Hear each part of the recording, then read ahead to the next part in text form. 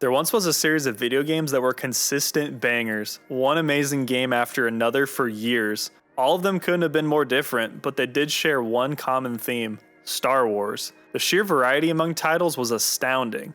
Racing, flying, third-person adventure shooters, RTS, FPS, RPG, MMORPG, Lego. Many of these games are some of my all-time favorites still to this day. Let's take a look back on what made Star Wars games so great.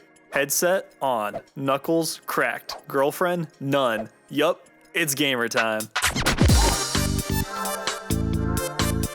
With the meteoric rise of Star Wars after the initial film dropped, it wasn't to anyone's surprise that other Star Wars media would begin popping up. Games were created for the arcade, Atari 2600, and other early consoles in the early 80s. Most of these games were adaptations of various scenes or fights from the movies. They were all pretty bare bones as the technology didn't really allow for much at the time. I'm gonna skip over most of these games as I wasn't alive at this time and most are pretty forgettable. And the ones that do seem worth playing are incredibly brutal and frustrating, and I'm also kind of scared to try them after growing up watching Angry Video Game Nerd. But if you do ever see one in person, definitely check out the Star Wars Trilogy arcade cabinet. That one's definitely worth playing and is pretty rare. The Luke vs. Darth Vader fight on that is really sick. For our first series of games, we're gonna cover one that summons our inner donkey and really makes you feel like a Jedi. There's no series that really makes you feel like a Jedi more than the Dark Forces and Jedi Knight games. These games follow one of the most beloved Star Wars characters of all time, Kyle Katarn. Kyle is a former Imperial agent turned mercenary who's hired by the Republic. This is how we're first introduced to the character in Star Wars Dark Forces. And they don't call it Dark Forces for nothing. I can't see anything. Admittedly, you don't get a lightsaber in Dark Forces 1. It came out in '95, so give it a break, okay? The game's built off the Wolfenstein 3D/Doom engine, so you can't aim up or down. The game has this auto-aim mechanic where if you aim towards an enemy that's on a different level than you, you'll still hit them. It's a pretty old game, but it's cool to see characters from the movies and recent TV shows appear in this game as well. People like Mon Mothma and the Dark Troopers, for example. Moving on to Dark Forces 2, this is one I have more of a connection with. Those same cousins from the Halo video had this game as well and showed it to me. It's a pretty massive upgrade over the first and feels closer to Quake 1 in terms of the engine. This game focuses more on Kyle's connection with the Force as he gears up to do battle against the main bad guy who killed your dad,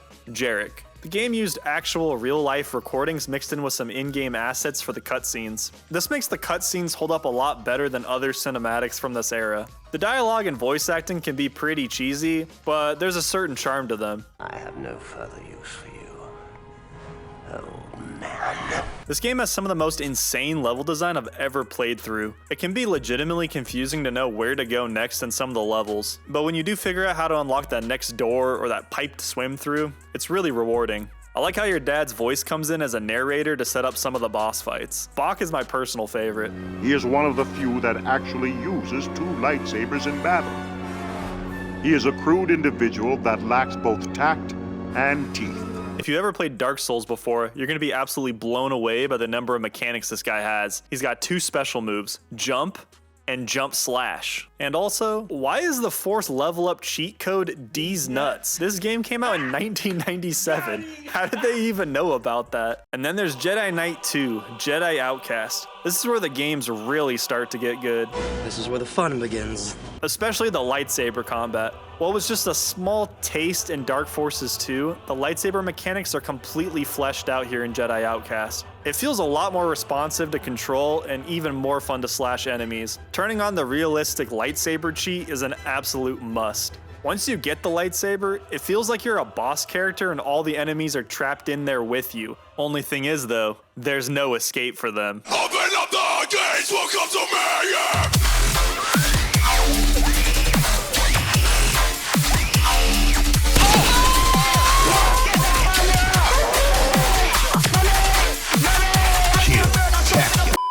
Sorry about that, I got a little carried away. For many, this is Katarn's best adventure and character arc of the games he's featured in. I really love the Jedi trial mission in this game where the main Skywalker theme kicks in as you start to master your powers and complete each section of the temple. My only gripe with this game is that some of the weapons have pretty horrid bullet travel times, or I guess in this case since it's Star Wars, laser travel times. It can be really hard to accurately hit enemies at even medium range, and this takes some getting used to. The multiplayer though goes absolutely dummy for this game. Some of the most popular Star Wars locations are at their all-time best in Jedi Outcast. The Death Star level is so good in this game. It also allowed for computers to help fill out teams, which was still a new thing for this time period. Most games didn't have CPUs for you to play with. About a year later, the sequel to Jedi Outcast came out called Jedi Academy. It's the first game that doesn't follow Katarn for the main story, although he does show up as a helpful ally in some of the missions. One new thing this game introduces is the ability to create your own character and lightsaber, which is awesome. The story's good enough, but I prefer Jedi Outcast over this game. On the plus side, you can dual-wield lightsabers, which was a big deal for its time. The lightsaber fights and slowdown finishers are the real highlight here. But that's not until the later half or so of the game. You have to work your way through these early missions, which aren't as great before you get to the good stuff. But Jedi Academy is pretty solid overall and definitely worth checking out. Now that we've dipped our toes into Star Wars games, let's explore the wider ocean. In the late 90s, Star Wars games entered a kind of golden age where everything just kept getting better and better. There isn't necessarily one game that started this renaissance period, but for a good part of 20 years, some of the best games in every single genre were Star Wars games. Each game felt like a giant leap forward for the industry. Early titles of this period include N64 games like Shadows of the Empire and Rogue Squadron. Shadows of the Empire was a decent game for its time, but it is a little rough to go back and play now. The sewer and Imperial Palace levels still give me nightmares. Nintendo really wanted to flex that Star Wars was on their console, and even included a picture of a stormtrooper next to Mario and Bowser on the console box. Rogue Squadron, though, was an instant classic and was born out of inspiration from the team who completed Shadows of the Empire. The team liked some of the vehicle sections and said, why don't we make a whole game based on that? The series saw an insane leap forward when its sequel dropped for the GameCube's launch. This is still one of the best Star Wars games ever made. And for a GameCube launch title, the graphics were really impressive. This is also probably the first time the iconic Death Star trench run was fully realized and captured the magic from the movie. Speaking of GameCube, Star Wars Bounty Hunter was also a solid game for its time. It was a prequel to Episode 2 that covered the backstory and early bounty hunter life of Jango Fett, where his ultimate goal is to impress Count Dooku and become his right-hand man. You even end up fighting his apprentice at the end of the game. Bounty Hunter also had some legitimately difficult levels, but it's absolutely worth a playthrough. Star Wars Clone Wars also deserves an honorable mention. It's kind of like a Rogue Squadron adjacent game, but focuses more on land vehicle combat as you control a hover tank in most missions. And shout out to the Star Wars pod racing game. Some of Episode 1's best moments are the pod race scene and the whole culture surrounding it. I was really happy this game came out when I was a little kid. It was awesome to see all the aliens from the race that made small cameos be full playable racers. The planet variety was also pretty diverse. Some of my favorites were the jungle and space levels. And that beach level is a vibe.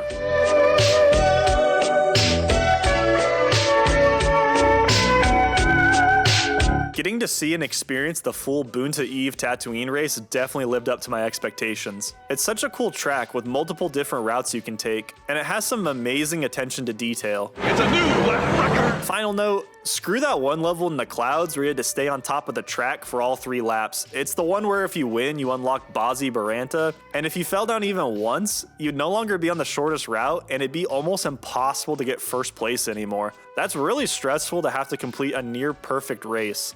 Other than that, fantastic game. Ladies and gentlemen, it's time. Knights of the Old Republic 1 and 2. Knights of the Old Republic 1 and 2 are some of the greatest stories ever told in video games.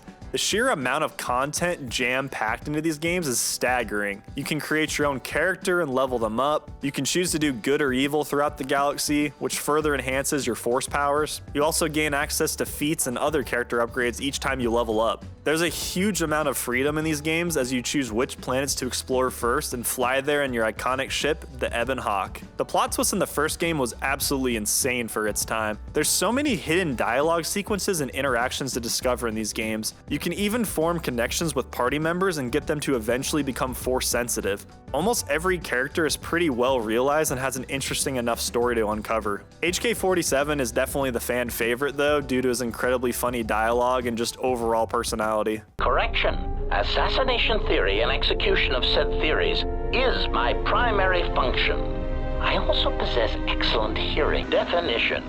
Love is making a shot to the knees of a target 120 kilometers away using an Aerotech sniper rifle with a tri-light scope. Not many meatbags could make such a shot. But KOTOR 2 is actually my personal favorite of the two. I admit the beginning section of KOTOR 2 kinda sucks compared to the first game, but when both games start to open up, I like the planets and party members just a touch more in the sequel. It's also fun to revisit planets that you've explored in other games, like in Dark Forces 2 and Jedi Outcast, you go to Nar Shaddaa.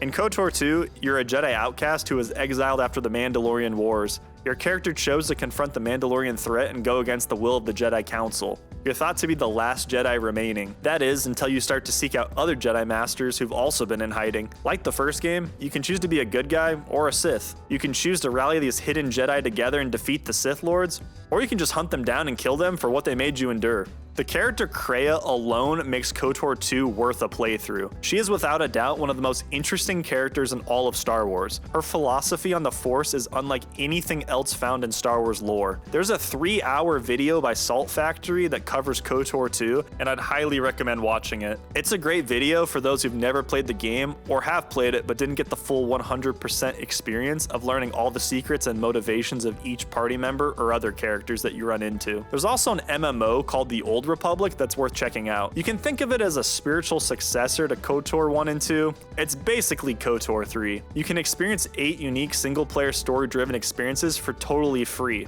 It's fully voice-acted too, which is insane. If I needed help, your son wouldn't think twice about finishing me off. And there's still a pretty healthy community for that game, which makes me really happy. It's an absolutely huge game, so I don't really feel qualified to cover it in this video. It's had over a decade of updates, new story, and endgame content added, and I've barely scratched the surface, to be honest.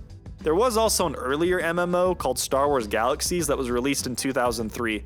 I never got to play that one back in the day, but I'd also highly recommend another content creator named Mad Season, who has a video that covers this title. He goes over a lot of the history of various players and community interactions and what it was like to play the game back in the day. The TLDR version is the game was pretty good until they added Jedi as a playable class, and that essentially ruined the game. It's like in Incredibles when they say, when everyone's special, nobody is. And then in 2004, a juggernaut of a game was launched, Battlefront.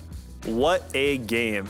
All the iconic fights and locations from classic movies and new were brought to life with troops, speeders, ships, and more. The boots on the ground gameplay was really solid and it was well liked by the community. It was really neat that you were able to swap between first and third person views. You can set up fights and scenarios however you wanted. However you want to play, you can have it your way. Have it your way.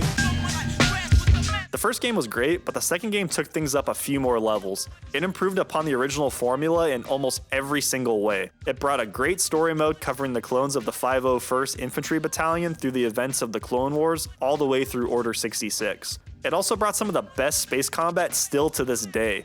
It brought even more customization, new units, ships, locations, and of course, playable heroes. Galactic Conquest is where I spent most of my time with this game. I love that you could purchase upgrades for your troops to use for each level. There was supposed to be a Battlefront 3 game released around 2008. There is footage out there on the internet of a pre-alpha release build if you're curious. One dev in an interview said that the game was 99% complete and just needed bug fixing, but I don't know how true that really is. But there is one game that pushed Star Wars shooters even further beyond, a game that has no right being so good.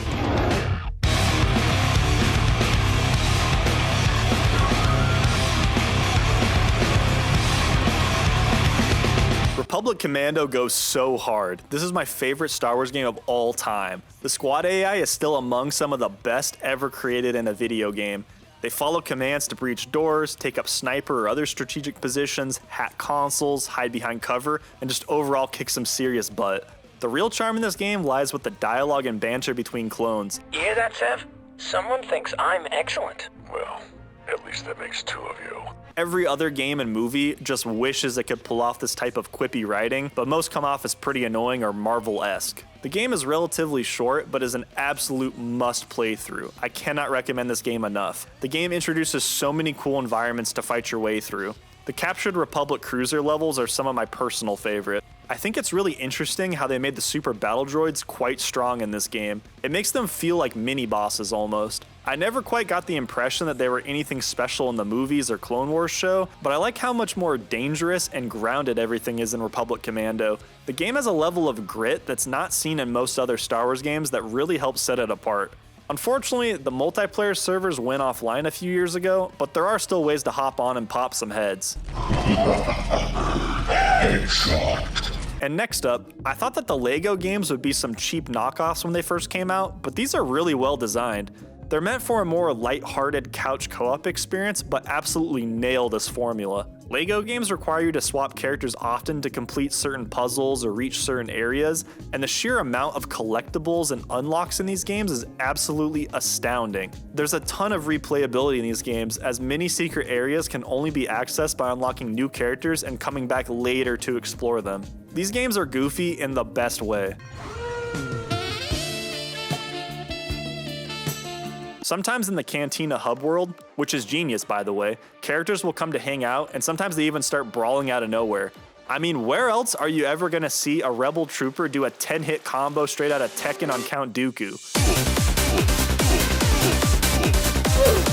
I would definitely recommend playing at least one of these games with a friend. You're gonna have an absolute blast. There's several other quality games that really rounded out the tail end of the Star Wars renaissance. Games like Empire at War and The Force Unleashed 1 and 2. Empire at War had some great space combat and a really cool cinematic feature that you could activate where you could pretend to be watching a real Star Wars battle take place like it was a movie. It's not perfect, but sometimes you get some pretty cool shots. I never played the Force Unleashed games on release, but I did check out the story and games later on. They're not 10 out of 10 games, but they're still pretty fun. They tell the story of Darth Vader's secret apprentice and really let you go nuts with the Force powers. I remember that first promo trailer of the main character pulling a Star Destroyer right out of the sky. That got everyone beyond hyped. It seemed like everything that Star Wars touched turned to gold. Even their crossovers into other games were fantastic. You had Darth Maul and Jango Fett in Tony Hawk's Pro Skater 3 and 4, and then Yoda and Darth Vader in Soul Calibur 4. But then, something terrible happened that would mark the decline of Star Wars games. The Renaissance period as we knew it was over. These would soon become the dark times, when the Empire took over.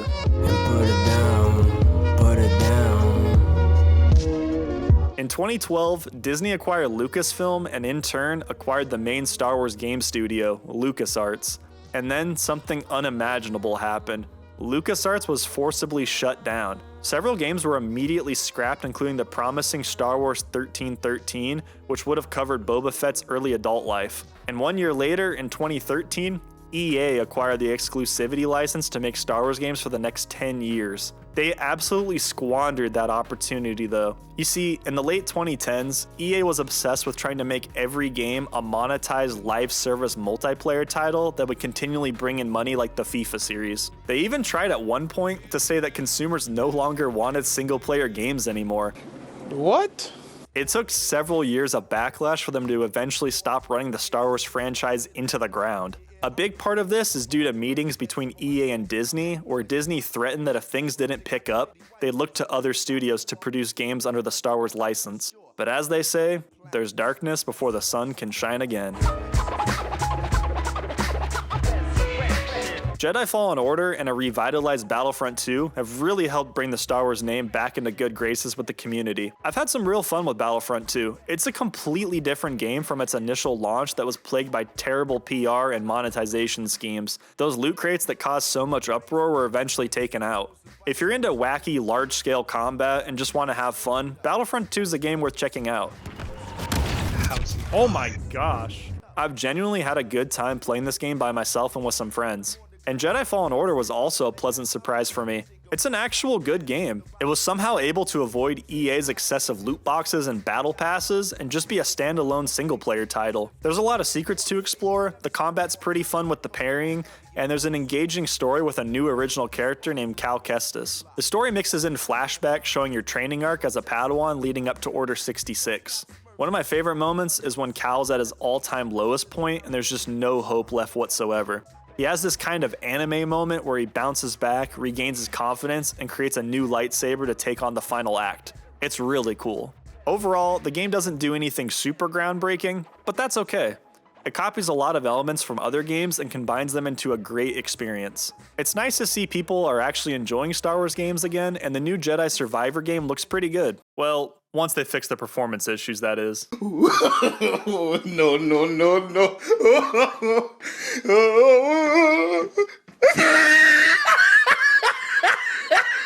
In 2024, the EA exclusivity will expire, and other studios will be able to create new Star Wars experiences. Some already have projects lined up. Please don't cancel the KOTOR remake. Even TV shows like Andor and The Mandalorian have been excellent. Jon Favreau, Dave Filoni, and the talented teams under them have been hard carrying Star Wars. Without them, we'd probably still be stuck with the sequel's level of writing.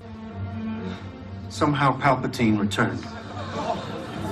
Okay. The future seems unknown, but also brighter than it's ever been for a galaxy far, far away. One can only hope for a new age of high-quality games set in the Star Wars universe. There were so many games to cover in this video, and I'm sorry I couldn't give full coverage for each one. I might dedicate full videos in the future to go even more in depth. I may have also skipped some of your favorites, and I'm sorry for that. But that's the beauty of Star Wars games. There's just so much quality content out there. Everybody was able to find something that they loved. Thank you all so much for watching till the end of the video, and until next time, have a good one.